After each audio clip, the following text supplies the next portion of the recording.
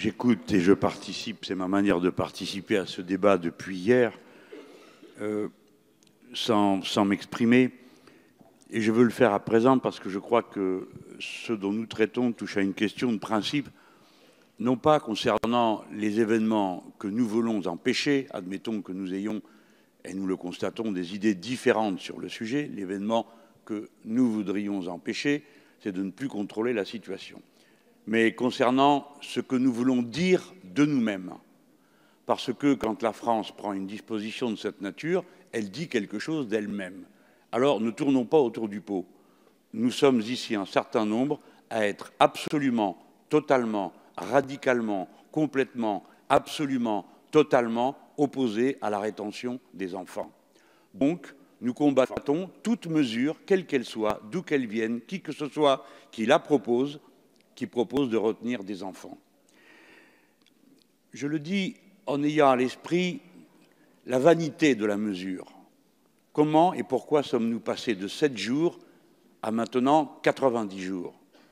Sans doute parce qu'on a constaté que le moyen de contrôle que représente la détention administrative nécessitait dorénavant des délais plus longs, compte tenu du besoin plus grand qu'on en avait. Sérieusement, nous avons entendu en commission un argument qui venait le conforter en disant « nous allons dissuader les passeurs ». Permettez-moi de vous dire, pour le rappeler, et cela parlera à M. Collomb, que quelqu'un qui était un combattant, donc qui était en situation de violence armée, Gaston Defferre, disait « nous affrontions les franquistes, la garde civile, la Gestapo, la Wehrmacht et la SS, et nous passions quand même ». Par conséquent, croire que l'on va pouvoir, avec des filtres, dissuader des gens qui ont décidé de passer, est une illusion.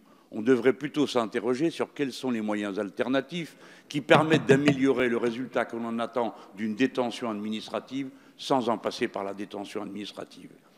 Gérard Collomb, il faut penser que dès lors que l'on dit que l'on peut retenir quelqu'un 3 mois et que l'on ne dit pas que les enfants ne seront pas détenus 3 mois, cela signifie que des enfants seront détenus 3 mois.